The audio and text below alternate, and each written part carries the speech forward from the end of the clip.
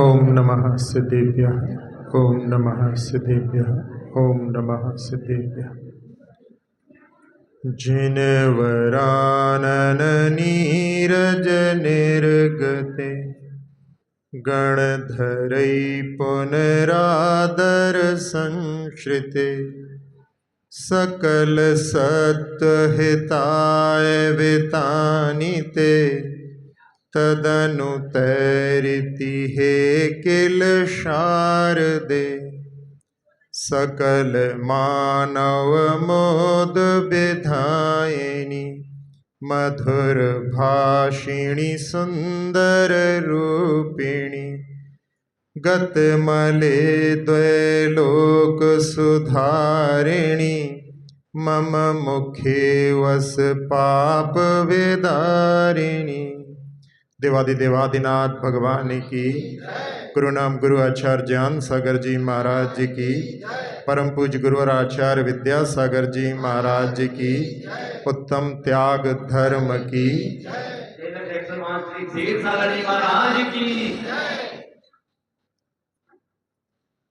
एक बिटिया अपने पिताजी के साथ में भोजन कर रही थी। बच्चों की अक्सर आदत होती है कि भोजन करते करते छोड़ देते हैं। पिता ने कहा कि बेटा इसको फिनिश कर लो, फिर आज तुम जो कुछ मांगोगी तुम्हें वो मिलेगा। तो बिटिया ने कहा पापा प्रॉमिस। पापा ने कहा हाँ प्रॉमिस। और उसने जो चीज छोड़ रही थी वो जल्दी जल्दी फिनिश कर दी, खा ली। हाथ धोने के बाद वो आकर के पापा से कहने लगी कि पापा मुझे चाटी कराना है, यानी पूरे बाल कटवाना है। पिता ने कहा ये तुम्हारी डिमांड फेयर नहीं है, लड़के लोग तो कटा लेते हैं, लड़कियां नहीं कटाती। उसने कहा पापा आपने प्रॉमिस किया था, फिर समझ लेना मैं कभी आपकी कोई बात नहीं मानूंगी।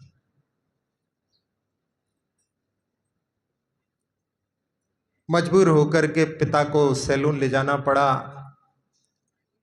और अगले दिन जब स्कूल छोड़ने के लिए गए बिटिया को, तो देखा सामने से एक गाड़ी आकर के रुकी और उसमें से जो लड़का उतरा उसकी भी चाटी थी, उसके सिर पर भी बाल नहीं थे।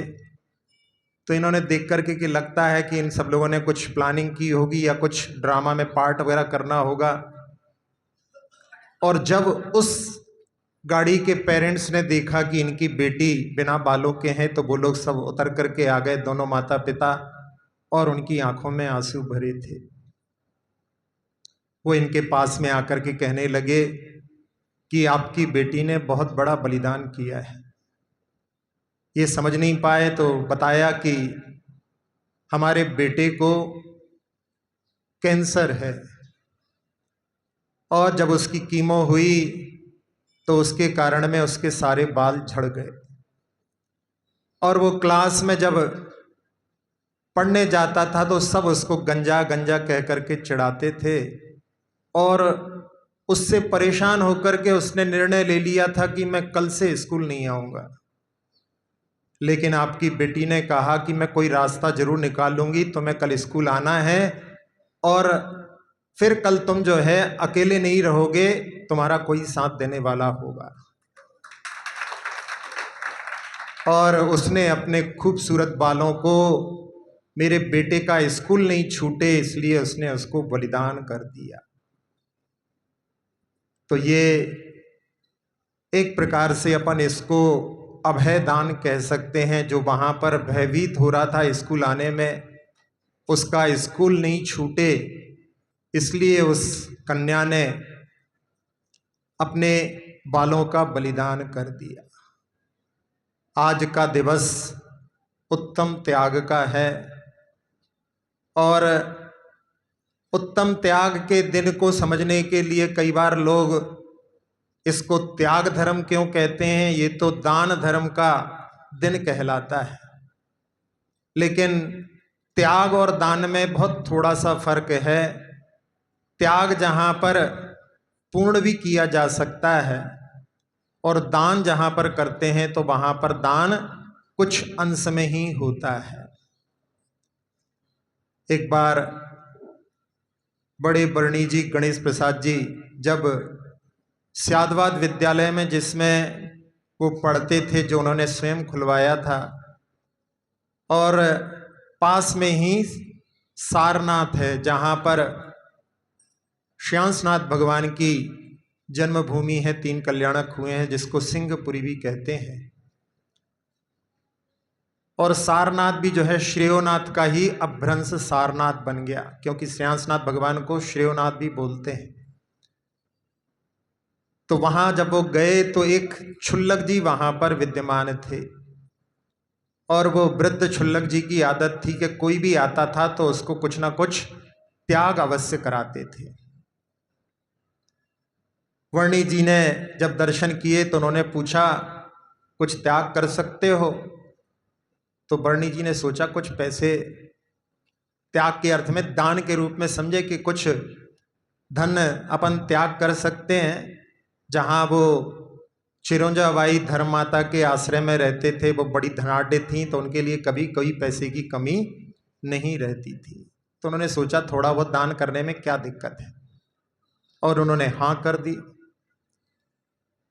फिर क्षुल्लक जी ने कहा कि तुम्हें सबसे प्रिय चीज खाने में कौन सी है? तो उनको समझ में आया कि यहाँ तो त्याग का अर्थ कुछ खाने की चीज त्याग करने का है, तो वो ना नौकर करने लगे। फिर बाद में उनकी जो प्रिय चीज थी उनको बताया और कहा कि इसका कुछ दिनों के लिए त्याग करो। प्रिय चीज का त्याग करना ही सही त्याग है, जो पसंद नहीं है उसका त्याग करते हैं तो वो सही त्याग नहीं माना जाता। तो वर्णी जी ने पहले छल से कहा कि जब तक मैं भोजनशाला में प्रवेश नहीं करूंगा तब तक का मेरा त्याग। तो क्षुल्लक जी कहने लगे कि ये तो तुम्हारा छल है। फिर बाद में उन्होंने अपनी गलती स्वीकार की और कुछ दिनों के लिए उसका त्याग किया।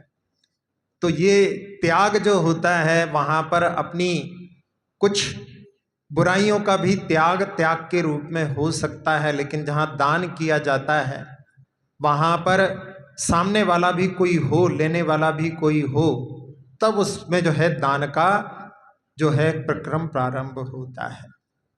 जहां भारतीय संस्कृति में त्याग और दान का बड़ा महत्व है, और जैन संस्कृति ने भारतीय संस्कृति को ये त्याग और दान दोनों सिखलाए हैं। बाल गंगाधर तिलक ने कहा था कि भारतीय संस्कृति में दान और त्याग सिखाने वाला यदि कोई है तो वो केवल जैन धर्म है। और उन्होंने कहा था कि त्याग की तो वहां पर पराकाष्ठा है,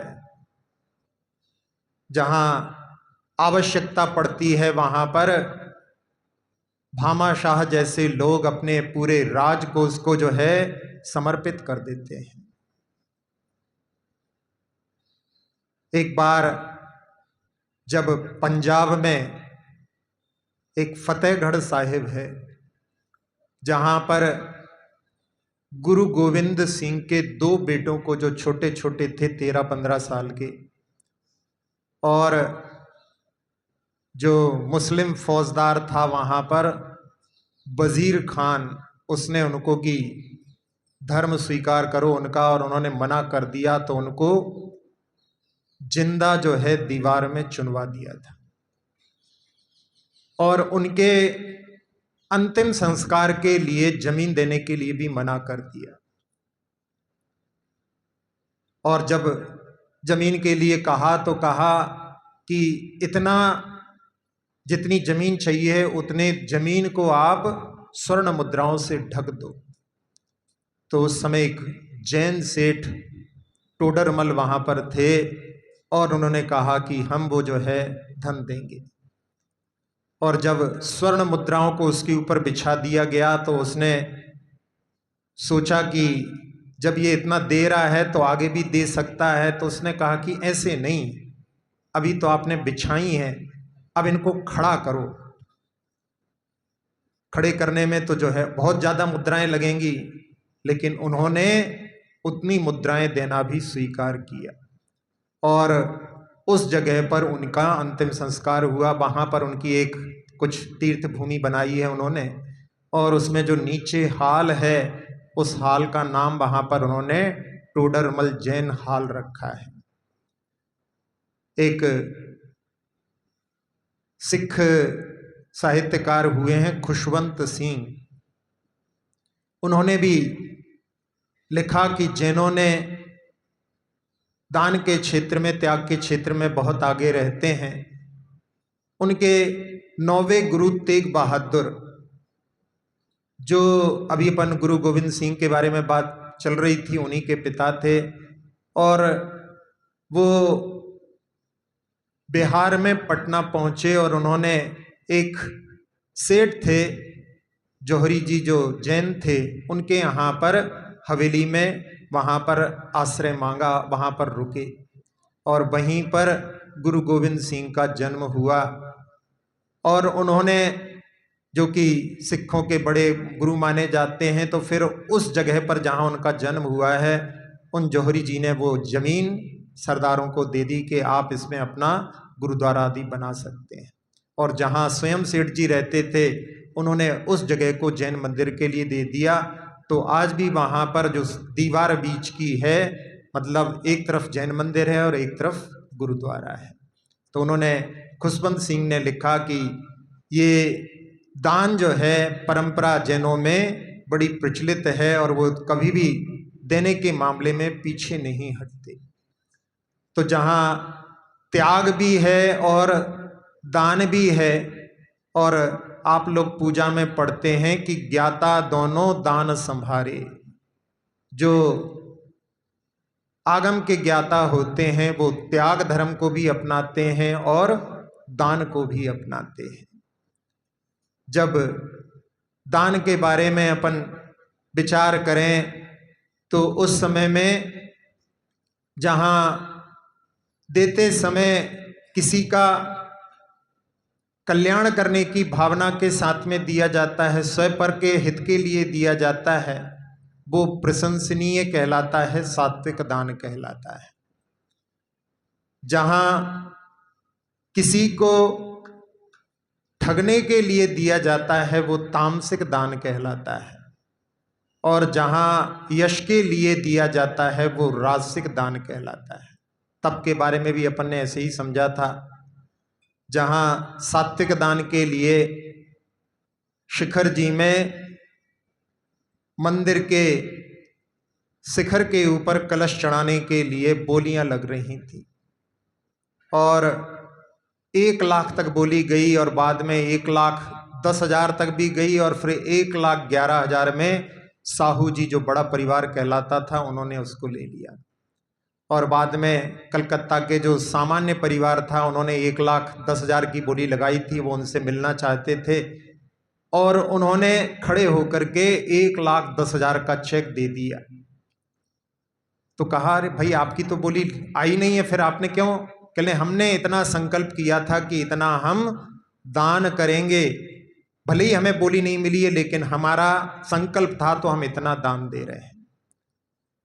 तो उस समय साहू जी ने कहा था कि इन्होंने दान की सही परंपरा का जो है अपने लिए भान कराया है, ज्ञान कराया है। जितना अपन ने बोल दिया है उतना अपने लिए देना चाहिए। फिर उनका जब सम्मान करने लगे तो उन्होंने सम्मान से मना कर दिया कि यदि हम सम्मान करवाएंगे तो वो भी हमारा एक प्रकार का वो दान नहीं रहेगा, उसमें भी हम उसमें कुछ ग्रहण कर रहे हैं तो वो एक प्रकार का सौदा हो जाएगा। जहां राजसिक दान होता है, यश के लिए दान होता है, उसमें एक प्रसंग अर्जुन कहते हैं कि दान तो मैं भी करता हूं लेकिन नाम जो है कर्ण का होता है। कर्ण दान में प्रसिद्ध क्यों है? तो श्री कृष्ण ने कहा कि हम तुम्हें दिखाते हैं। विद्या के माध्यम से उन्होंने एक स्वर्ण की पहाड़ी बनाई और कहा कि इसको आपको दान करना है। तो उन्होंने मुनादी करवा दी कि जिसको भी चाहिए है सोना आ जाओ। लोग आए और वहाँ पर कि किसको कितना चाहिए सबको बांट रहे हैं और लगे हुए हैं अर्जुन, और वहाँ पर देख रहे हैं कि वो पहाड़ी में से निकालते हैं लेकिन पहाड़ी बिल्कुल वैसी की वैसी हो जाती है। लगे रहे 2 दिन तक और उसके बाद में थक गए तो कहले अब थोड़ा विश्राम करने दो, बाद में दूंगा। फिर उन्होंने कहा कि अब देखो मैं कर्ण को देता हूं ये पहाड़ी, और कर्ण कैसा दान करता है। कर्ण ने सारे गांव वालों को बुलाया और कहा कि ये पहाड़ी में से जितना सोना तुम्हें चाहिए है तुम अपने आप ले जाओ, मैंने तो ये तुम्हें दी और मैं चला। तब अर्जुन को समझ में आया कि वहां पर मैं दान देते समय ये कि मैं दे रहा हूं, ये सब लोग मेरे गुणगान करें, ये भावना मेरी उसमें छिपी हुई थी, लेकिन कर्ण ने उससे कोई अपेक्षा नहीं रखी। तो जहां सात्विक दान होता है उसमें अपेक्षा नहीं होती। कई बार लोग दान करते हैं, एक पंखा भी दान करते हैं, 3 प्लेट पर पूरे कुटुंब का नाम लिखवाते हैं। तो ये अपेक्षा से युक्त दान होता है, वो सही दान नहीं कहलाता। एक सेठ के पास में एक व्यक्ति पहुंचा दान लेने के लिए। उसने कहा कि ये हमारी स्कीम है, यहाँ पर आपका नाम आएगा, यदि आप 10,000 देंगे तो इसमें नाम आएगा। तो सेठ जी ने 9,950 रुपये उनको दान किए कि हमें नाम नहीं चाहिए भैया, तुम तो ले जाओ। 50 रुपये काट लिए। उन्होंने कहा 50 रुपये में नाम मिल रहा था, 50 रुपये में नहीं 10,000 में नाम मिल रहा था, लेकिन उन्होंने 50 रुपये केवल इसलिए कि हमें नाम से कोई काम नहीं। तीसरा जो दान होता है वो तामसिक ठगने वाला होता है, जहां दान का यानी नाम भी हो जाए और कुछ देना भी नहीं पड़े।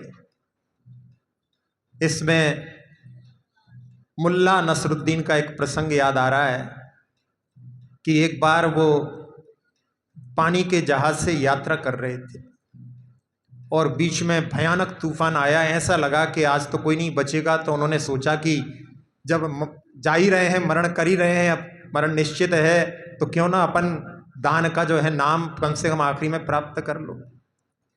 तो उन्होंने कह दिया कि मेरी हवेली जो है मैंने दान में दी। और अचानक ऐसा हुआ कि वो तूफान बिल्कुल शांत हो गया। अब वो जो है मन में कि अरे कहां से बोल दिया अरे कहले इससे अच्छा तो जो है जहाज डूब जाता। अब हवेली जो है पूरा धन देना पड़ेगा, तो अब तो जो है बिल्कुल एकदम।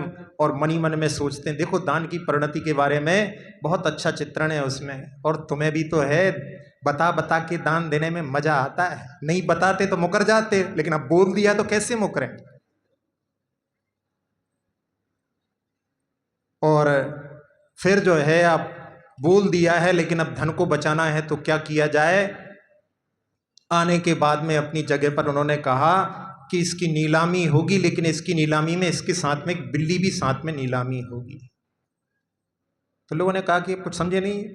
जब नीलामी हुई तो वो 10,01,000 रुपए में जो है उसकी नीलामी वहां पर हुई। तो उन्होंने कहा 10 लाख तो इस बिल्ली के हैं और 1,01,000 रुपए जो है वो इस हवेली का है, तो ये 1 रुपए मैंने दान दिया। मतलब नाम का नाम कर लिया पहले, लेकिन बाद में धन बचाने के लिए इस प्रकार की वहां पर अपनी खुराफात से उसको बचाने की कोशिश की। तो ये तामसिक दान कहलाता है कि देने के बाद में भी वहां पर उससे, जहां बोलियां बोलने के बाद में जो लोग चुकाते नहीं हैं और कुड़ते हैं, जो लेने जाता है उसको क्या कि तुम्हारा कर्ज लिया है, ऐसा करके यदि व्यवहार करते हैं तो वो भी तामसिक दृष्टि में चला जाता है, क्योंकि उसके माध्यम से पाप का अर्जन प्रारंभ हो जाता है। जहां दान किया जाता है, दान देने के बाद में जो अपने लिए हृदय में पवित्रता निर्मलता आती है, वो पुण्य का आश्रव करती है। लेकिन जब मन में यदि संक्लेश उत्पन्न होने लगता है तो वो पुण्य भी जो है पाप के रूप में संक्रमित हो जाता है। तो अपने लिए इससे बचना चाहिए। जहां दान के बारे में कहते हैं कि दान देते समय ज्यादा विलंब नहीं करना चाहिए। कई बार एक हाथ से दूसरे हाथ में ले जाते ही भाव परिवर्तित हो जाते हैं।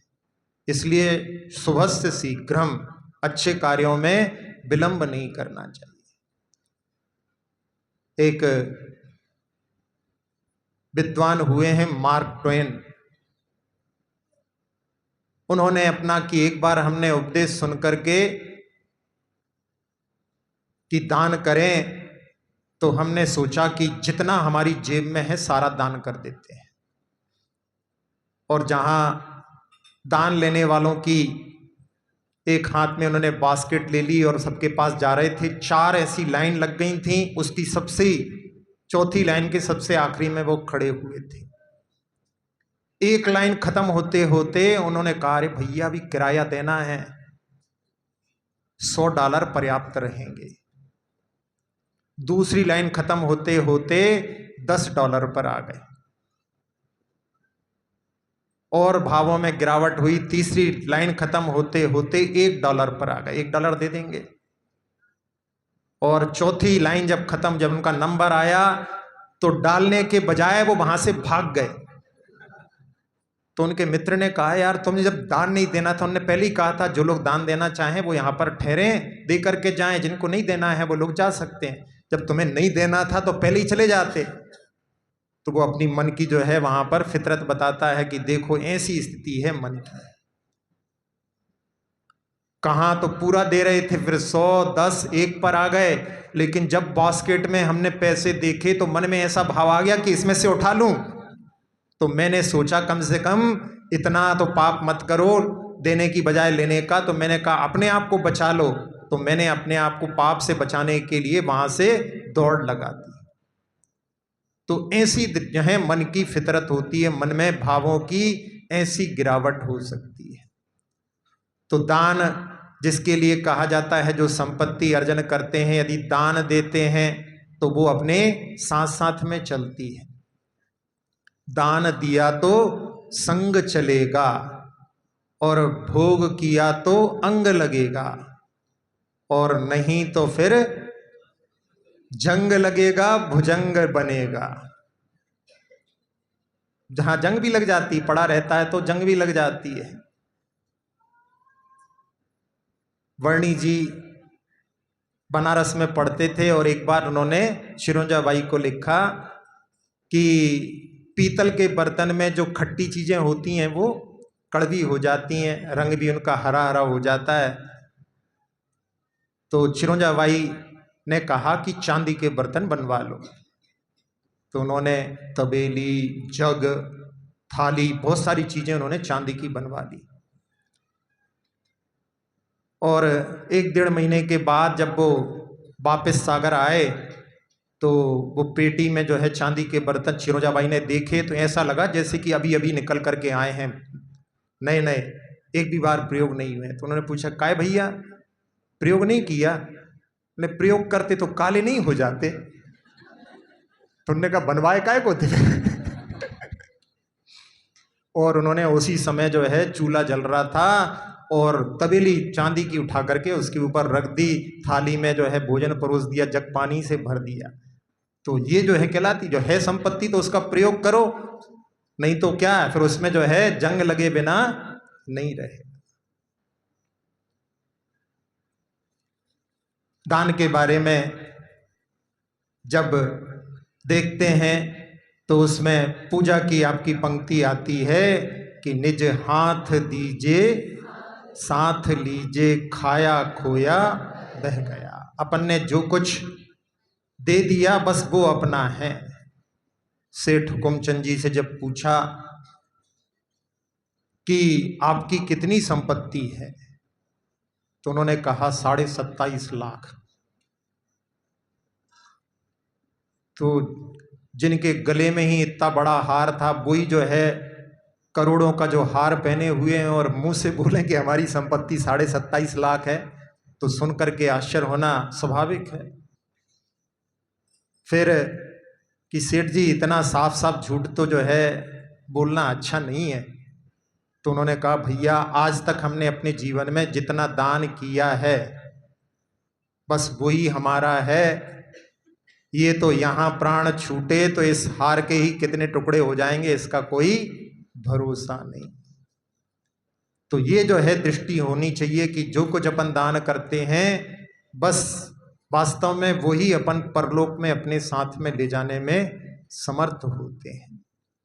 एक बार एक राजा, जिसके लिए बताया कि राज्य पर ऐसा संकट आया है, यदि आप इस संकट का निवारण चाहते हैं तो आपको ऐसा करना पड़ेगा, आप जो प्रतिदिन दान करते हैं लेकिन आज आपको स्वयं भिक्षा मांगनी पड़ेगी। राजा और भिक्षा मांगनी पड़ेगी। लेकिन राजा अपने राज्य को ऐसा प्यार करता था, उसने कहा कि मैं अपने राज्य के लिए प्राण दे सकता हूं, भिक्षा मांगना कौन सी बड़ी बात है। और सुबह सुबह अपने रथ में सवार होकर के भिक्षा मांगने के लिए जा रहा है और सुबह सुबह सारे भिक्षु लोग राज दरबार की ओर बढ़ रहे हैं। एक भिक्षु देखता है कि आज राजा ही इस तरफ आ रहे हैं तो बड़ा हर्षित हो गया कि चलो इतनी दूर जाना नहीं पड़ेगा, राजा यहीं से निकल रहे हैं तो यहीं अपने को प्राप्त हो जाएगा। बड़ा खुश हो रहा था और इतने में देखा कि अपने आप रथ जो है थोड़ी दूर पहले रुक गया, राजा स्वयं उतर करके आ रहे हैं। तो आज तो कहने लगा, अरे बहुत अच्छा, इशारा भी नहीं करना पड़ा, हाथ वगैरह भी नहीं देना पड़ा कि कुछ हमें दो, यहाँ तो राजा स्वयं अपनी ओर बढ़ रहा है। और आश्चर्यचकित तो जब रह गया जब राजा उसके चरणों में बैठ करके कहता है, भिक्षाम देहि। वो कहता है, आज कहाँ से सूरज निकला है, मैं जिससे भीख मांगने जा रहा हूं आज वो मुझसे भीख मांग रहा है। और उस समय में वो सोचता है कि चलो कुछ मांग रहा है तो देना चाहिए। तो उसने अपनी जो पोटली थी उसमें हाथ डाला और हाथ डालने के बाद में मुट्ठी भर गई, लेकिन देने के संस्कार नहीं थे। तो उसने धीरे धीरे धीरे मुट्ठी को ढीला करते करते गिराता गया और 2-3 दाने उसने उठा करके राजा के हाथ पर रख दिए। राजा का तो नेक पूरा करना था, उसने उनका धन्यवाद ज्ञापित करके और वापस अपने रथ में बैठ करके और अपने महल की ओर चला गया। इधर भिक्षुक जो था वो मनी मन में कह रहे, यार आज तो जो है बोनी बिगड़ गई, सुबह सुबह जो है, आप लोग क्या बोलते, बोनी बोलते को नहीं बोलते, तो बोनी बिगड़ गई, जहां कुछ मिलना चाहिए था वहां पर आज कुछ देना पड़ा। और दिन भर जो है उसके मन में बस वही बात खटकती रही। जब शाम को घर पहुंचा, पत्नी के लिए पोटली थमा दी और उसने जब पोटली को उल्टा तो उसमें 3 दाने स्वर्ण के उसके लिए दिखलाई दिए। और देख करके उसने पूछा कि आज आपको किसी ने स्वर्ण दान किया है। सुन करके कि कोई ने स्वर्ण दान किया है ऐसा तो मुझे ध्यान नहीं है। कहने लगे कि कितना स्वर्ण है, कहने 3 दाने स्वर्ण के हैं। वो जैसे ही सुनता है तो उसके दिमाग में एकदम कि अरे यदि मुट्ठी भर दान कर देता तो आज इतना स्वर्ण हो जाता कि फिर जीवन में कभी भीख नहीं मांगनी पड़ती, लेकिन मैंने अपने हाथ से सारा छोड़ दिया। पछताता है तो उसमें निज हाथ दीजे साथ दीजे। तो ऐसी जो है स्थिति होती है, जो दान कर लेते हैं वो अपने भविष्य का निर्माण उसके माध्यम से कर लेते हैं। दान में कई प्रकार के भेद होते हैं, जहां औषध शास्त्र अभय आहारा, औषध का दान किया जाता है। औषध का जो लोग दान करते हैं उनके लिए स्वस्थता प्राप्त होती है। आगम के भी वचन है। और एक आरा की एक पंडिता चंदाबाई हुई हैं, उन्होंने उनके यहाँ पर कोई उनकी रिश्तेदार थी और उनके शरीर में कोई व्याधि ऐसी थी कि कई बार जो है डॉक्टरों को दिखाने के बाद, दवाइयाँ लेने के बाद में ठीक नहीं हो रही थी। और चंदाबाई जो थी वो बड़ी धार्मिक थी, व्रती थी, अच्छी निष्णात थी। वैसे वो आई थी मूल में वैष्णव संप्रदाय से, लेकिन उन्होंने जैन धर्म ऐसा स्वीकार किया, दिल से स्वीकार किया, व्रती बनी। और उन्होंने उनको जो है सलाह दी कि आप औषध दान के क्षेत्र में आगे बढ़ें। और उनसे औषधालय खुलवाने की उन्होंने वहां पर हामी भरवा ली। और उनके संस्मरण में उन्होंने लिखा कि जैसे ही उन्होंने उसके लिए कि हम औषधालय खुलवाएंगे, उनकी जो व्याधि कई वर्षों से उनको परेशान कर रही थी, हामी भरते ही उसमें परिवर्तन प्रारंभ हो गया। तो जिन लोगों को कोई ऐसी व्याधियां आदि हो जाती हैं, वो औषध दान के क्षेत्र में यदि प्रयास करें तो उससे उनके लिए अवश्य सफलता मिल सकती है। अभय दान, जहां पर गौशालाओं में दान दिया जाता है, कितने सारे पशुओं का संरक्षण होता है। कुछ पशुओं को तो बांग्लादेश में जहां पर बॉर्डर है वहां पर पानी में बहा दिया जाता है और वो बांग्लादेश पहुंच जाते हैं। उनको भी जो है रोकने वाले जो गौशाला जो आचार्य श्री के आशीर्वाद से चल रही है, उनमें उन लोगों ने वहां जाकर के भी पशुओं का संरक्षण किया है। तो जो जीव अपने जीवन को पूर्ण जी सकते हैं, लेकिन लोग मांस लोलुपी और जहां बाहर के देशों से जो तेल आदि आता है, उसके लिए भी उनके लिए निर्यात करना पड़ता है, तो उसमें जो लगाते हैं वो अभयदान कहलाता है। एक बार फ्रांस में जहां घोषणा हो गई कि 400 जो कुत्ते हैं उनको मारा जाएगा, और एक जैन बंधु वहां पर था, उसने उनसे निवेदन किया कि आप हमारे लिए 2 घंटे की मोहलत दे दो। और उसने बहुत सारे ट्रक हायर करके और उनको जो डॉग्स थे उनके गले में कि हमें स्वीकार कर लो, नहीं तो हम मारे जाएंगे, उसने सारी स्ट्रीट्स में उनको घुमाया और 2 घंटे के अंदर जो है सारे श्वान को जो है लोगों ने अपना लिया, नहीं तो सारे के सारे मारे जाते। एक लड़की त्रिशूर जो केरला में है, वहां पर ऐसी बाढ़ आई कि पानी पानी हो गया, और उसके लिए बचाने के लिए जब लोग पहुंचे तो देखा उसके घर में पानी जो है घुटनों घुटनों तक था, वो घुटनों तक पानी में खड़ी हुई थी, और उसका जो पलंग था उस पर 20-25 जो है श्वान बैठे हुए थे। तो उससे कहा कि चलो यहां से पानी बढ़ रहा है, तो उसने कहा पहले इनको, तो उन्होंने कहा कि अभी तो हम केवल मनुष्यों को बचाने का प्रयास कर रहे हैं, तो उसने कहा कि जब तक इनको नहीं बचाओगे मैं नहीं जाऊंगी। बाद में उनके लिए भी वहां पर बचाने का प्रयास उन्होंने किया, तब फिर वो वहां से गई। तो जहां करुणा का भाव होता है वहां पर ही इस प्रकार का अभय दान के भाव होते हैं। एक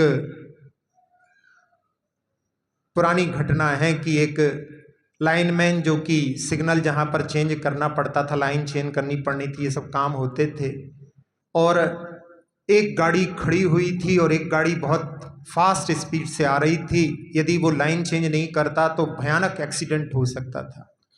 लेकिन जब वो वहां पर पहुंचा, उस जगह पर एक कोबरा बैठा हुआ था, और इतना समय नहीं था कि उसको हटाएं किसी चीज से, लकड़ी आदि ढूंढ करके, और थोड़ी सी देर का विलंब वहां पर सैकड़ों लोगों की जो है मृत्यु का कारण बन सकता था। उसके मन में वो दृष्टि थी कि मैं यदि थोड़ा सा चूक जाऊंगा तो इतने सारे लोग मर सकते हैं, यानी उसका अभयदान का भाव वहां पर था। उसने विलंब नहीं किया, उस सांप के ऊपर पैर रख करके उसने उस लाइन को चेंज किया, और जहां कोबरा जैसा सांप था, लेकिन वो उसकी भावना अच्छी थी, तो उस कोबरा ने वहां पर यानी अपने लिए घाव आदि भी उसके लिए हो गए, लेकिन उसने उसके लिए डसा नहीं। तो ये भावना का प्रभाव अपन इसके माध्यम से समझ सकते हैं। जहां शास्त्र दान, ज्ञान दान जिसमें होता है, इस समय में बहुत सारे लोग जो हैं ब्रह्मचारी, जहां बड़े बड़े संस्थान हैं सांगानेर आदि, वहां से सब लोग जाकर के पूरे देश का विदेश में भी जाकर के लोगों के लिए ज्ञान दान देते हैं।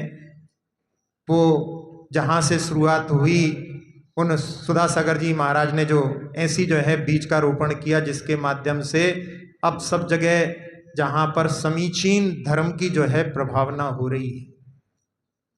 तो ऐसा जो है ज्ञान दान और साथ ही साथ में इसमें एक उदाहरण कि जो BHU बनारस हिंदी यूनिवर्सिटी जो खुलवाई थी पंडित मदन मोहन मालवीय ने, जो महामना कहलाते थे, अपने उस यूनिवर्सिटी खुलवाने के लिए सब जगह वो दान लेने के लिए जा रहे थे।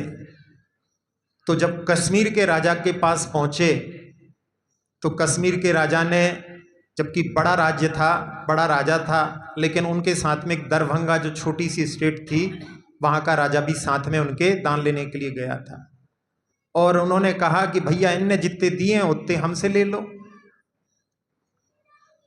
उन्होंने केवल 50,000 दिए थे और इतना बड़ा राज्य, लेकिन वो दान देने में वहाँ पर मुकर से रहे थे। तो उस समय में दरभंगा स्टेट ने कि जो राजा थे उन्होंने मालवीय जी से इशारा कर दिया कि आप कुछ मत बोलो, क्योंकि वो बोलने वाले थे कि भैया ने तो 50,000 दिए हैं, आप तो कम से कम बड़े राज्य के राजा हो तो आपको तो ज़्यादा देना चाहिए। तो उन्होंने कहा कि आप कुछ मत बोलो, मैं बोलता हूँ। और उन्होंने उस समय कहा कि मैं 5 लाख रुपए दान करता हूँ, यानी मेरे 5,50,000 हो गए, अब आप भी जो है इतने दान करो।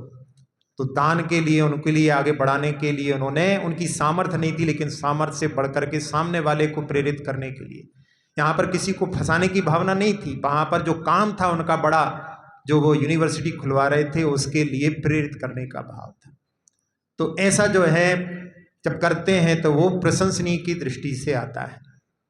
आहार दान जहाँ पर होता है उसमें भामंडल की जो है प्रसिद्धि है। वैसे तो जहाँ आचार्य समंतभद्र स्वामी ने श्रीशंड राजा का नाम लिखा है, और श्रीशंड राजा और कोई नहीं, वो ही आगे चल करके शांतिनाथ भगवान बने। उन्होंने पूर्व भव में, बल्कि 10 भव 12 भव पूर्व में उन्होंने आहार दान दिया था, तो उनकी प्रसिद्धि उसमें लिखी है। लेकिन जहाँ पद्म पुराण पढ़ते हैं उसमें भामंडल का जो चरित्र है वो आहार दान के लिए वहाँ पर दृष्टि को अपने लिए आकर्षित करता है। एक बार 3 महाराज केवली के दर्शन करने के लिए कहीं गए और लौटते समय बीच में रेगिस्तान, जहाँ पर कोई भी आबादी नहीं, और इसी बीच में चातुर्मास प्रारंभ हो गया, पंचमी आ गई।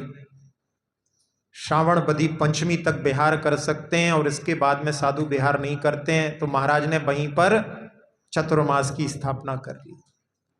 भामंडल वहां से निकल रहा था, उसने देखा कि यहाँ तो बहुत दूर दूर तक कोई आबादी नहीं है, महाराज लोग अपने चातुर्मास को कैसे अच्छी तरह से समापन कर पाएंगे, इनका तो जो है बीच में ही प्राण निकल जाएंगे। तो उसने सोचा कि मेरे रहते हुए ऐसा कैसे हो सकता है, और उसने जा रहा था अपने किसी काम से, सब कामों को पोस्टपोन करके उसने वहीं पर, विद्याधर थे तो उनके यहाँ पर 3 प्रकार की विद्याएं होती हैं। एक मातृ विद्या होती है जिसको जाति विद्या कहते हैं, कुल विद्या जो पिता पक्ष से प्राप्त होती हैं, माता पक्ष से जो प्राप्त होती हैं उनको जाति विद्या बोलते हैं, और तप करके बेला तेल आदि करके उसके माध्यम से भी वो विद्याएं सिद्ध करते हैं। तो ऐसी विद्याओं का वो जो भामंडल वहाँ पर राजा था, उसने अपनी विद्या के माध्यम से वहाँ पर नगरी बसा करके और पूरे चातुर्मास महाराज का जो है आहार वहाँ पर करा करके, और जब उनका विहार करा दिया तब उसने अपनी विद्या जहाँ पर जो है जो बनाया था, जिसके माध्यम से फिर उसको पूर्ण करके वो अपने आगे काम के लिए गया। तो ये आहार दान में अपन इनका जो है नाम इसमें स्मरण रख सकते हैं। जहाँ कई लोग दान के लिए बोल तो देते हैं लेकिन देने से मुकरते हैं, तो उसमें एक संस्कृत का एक हमने वो कोई काव्य में जो है पढ़ा था, उसमें एक ढपोर शंख होता है, नाम सुना है आपने कभी? ढपोर शंख ऐसा होता है कि वो कोई चीज के लिए बोलता है, कोई कहता है कि हमें 1 रुपए दो, तो वो कहेगा 2 रुपए लो, फिर वो कहेगा 2 दे, तो कहेगा 4 रुपए लो, ऐसे करके दुगना दुगना बोलता है लेकिन देता कुछ नहीं है, उसको बोलते हैं ढपोर शंख। तो ऐसे भी लोग होते हैं। तो उस समय में वहां पर जो ऐसे लोग होते हैं उसके लिए संस्कृत में लिखा था कि वहां पर वो जितना भी मांगो दुगना तो बोल देता है लेकिन देता कुछ नहीं है। तो उसके लिए वहां पर लिखा था, वो कहता है अहम धपोर शंखोस्मि बदामी चा ददामी ना, मैं बोलता तो हूं लेकिन देता कुछ नहीं। तो ऐसे भी लोग कुछ लोग होते हैं। तो ये एक व्यंग है जहां पर कहा जाता है कि कुछ लोग होते हैं दादाजी और कुछ होते हैं लाला जी। दामाद जो होते हैं वो लाला जी होते हैं, बस लेना जानते हैं, देना नहीं जानते। और दादाजी जो हैं देते रहते हैं।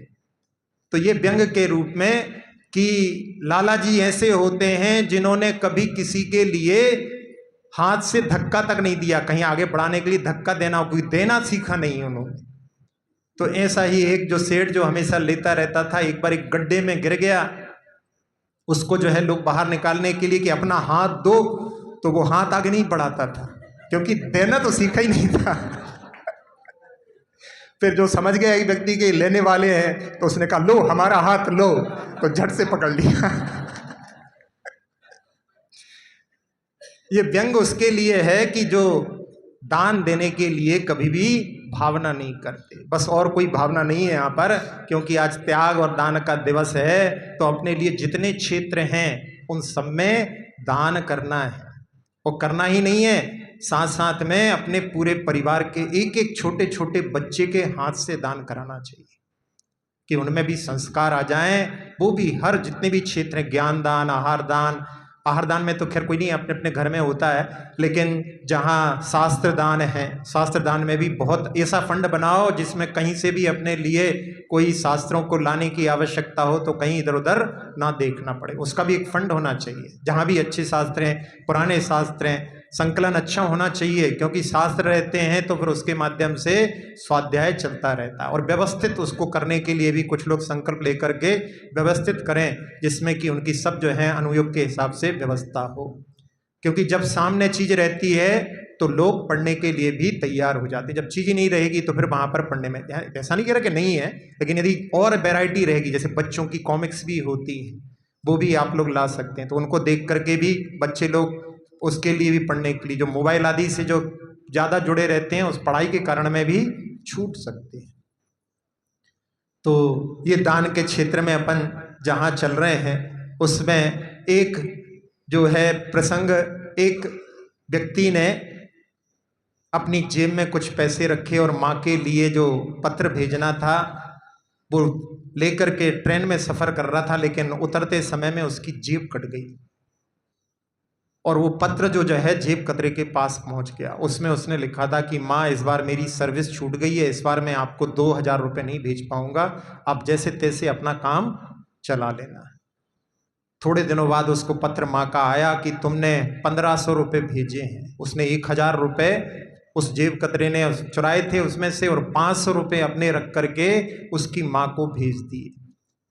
और उसके बाद में उसने लिखा कि तुम्हारी अब सर्विस लग गई होगी, इसलिए जो है तुम माँ के लिए कभी भी जो है पैसे भेजने से दूर नहीं होना है ना, उनके लिए हमेशा भेजते रहना। तो ये केवल एक प्रसंग ऐसा है कि जिसके माध्यम से जो जेब कतरा भी दूसरे की माँ की जो है फिक्र करता है, और जो स्वयं अपनी माँ की फिक्र नहीं करते, उनके लिए यहाँ पर ये इसके माध्यम से संदेश है।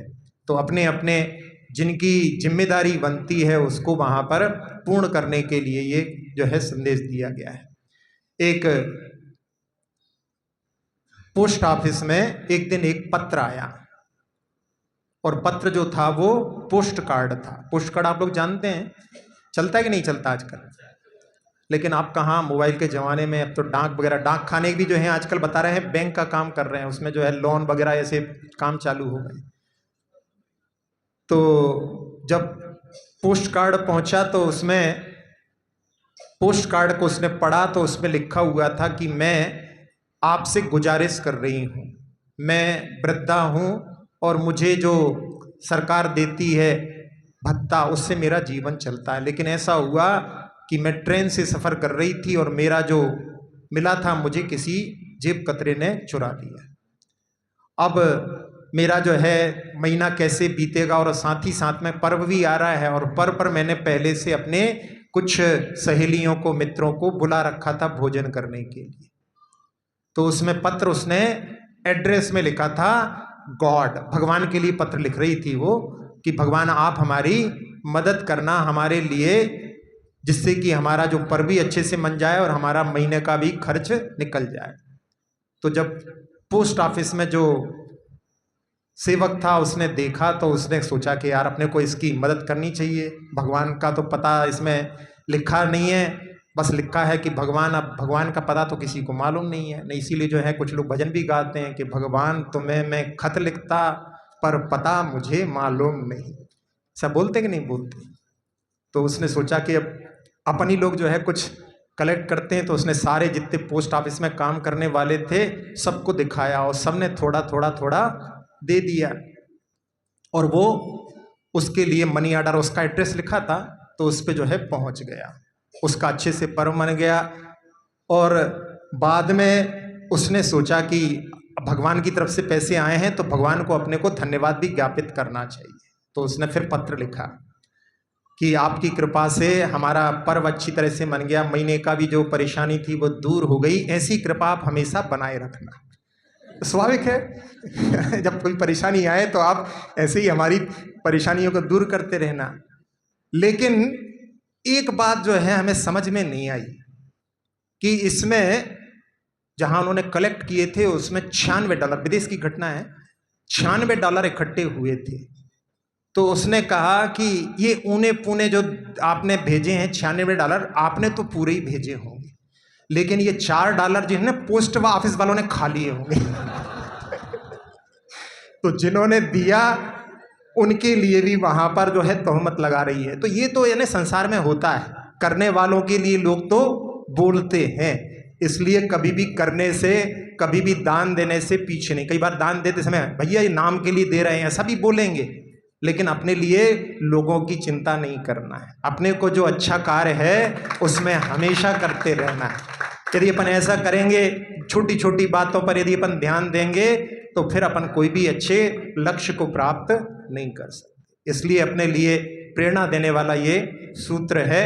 और एक और व्यंग आखिरी में कि त्याग भी करते हैं बहुत सारे लोग, तो त्याग में कुछ नियम भी लेना पड़ता है। तो नियम लेंगे कुछ, तो उसमें एक व्यक्ति ने ऐसा नियम लिया कि कुछ करना नहीं पड़े। तो उसमें उसने नियम लिया कि मैं कभी भी ट्रेन और प्लेन नहीं खरीदूंगा, मैं दहेज में 1 अरब से ज्यादा दूंगा भी नहीं और लूंगा भी नहीं। 1 अरब से ज्यादा, यानी उससे नीचे में तो है ओपन है, सीमा बनाई है उसने। जैसे परिग्रह परिमाण होता है ऐसे ही उसने दहेज में। और मैं जब तक जीवित रहूंगा अपनी पत्नी को विधवा नहीं बनाऊंगा, और मैं मरने के बाद अपने हाथ पैरों को नहीं हिलाऊंगा, सभी जीवों को अभयदान दूंगा। तो ये जो है ऐसे यानी त्याग में कुछ करना नहीं पड़े तो वो सही त्याग नहीं होते। जैसे रावण ने भी त्याग किया था, रावण ने भी नियम लिया था, मालूम है कि नहीं मालूम है? रावण ने नियम लिया था, जहां पर गंधकुटी में सबसे बोल रहे थे कुछ कुछ नियम लो।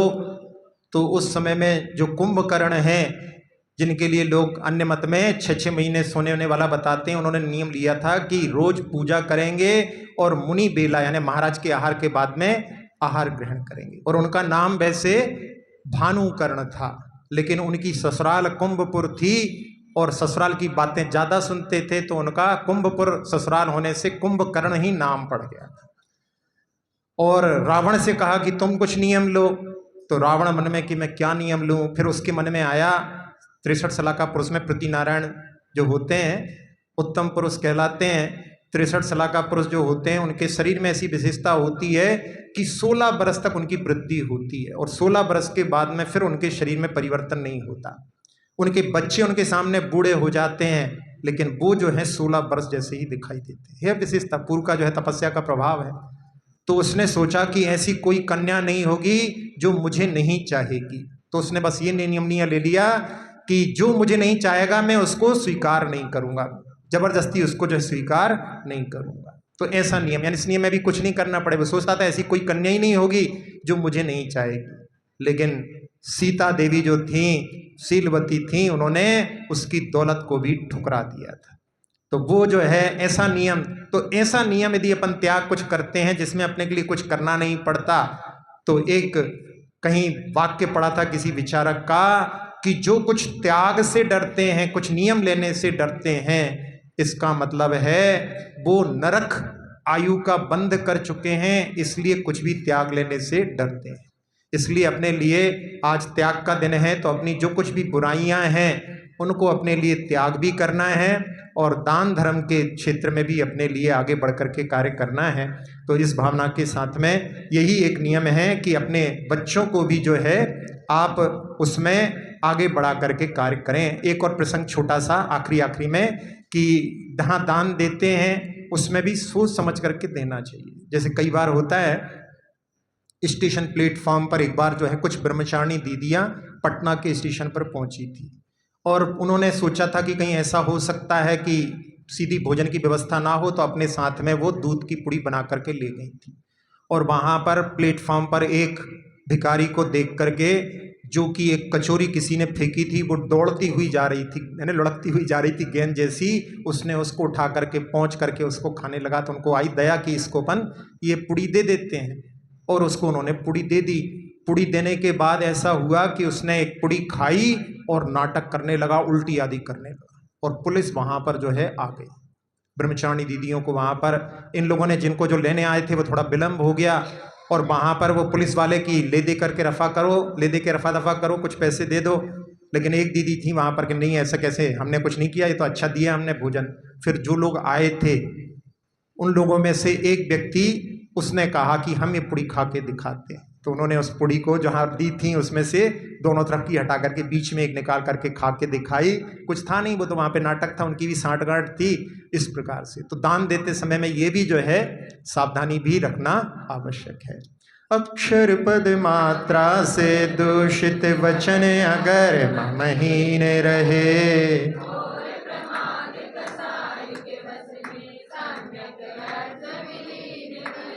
जिन वाणी माता मेरी उन सब त्रुटियों को क्षमा करें।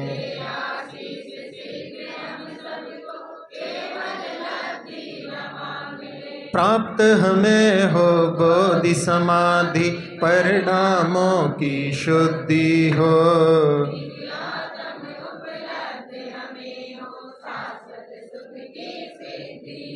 चिंतित वस्तु दात्री माता, चिंतामणि उपमा भाती।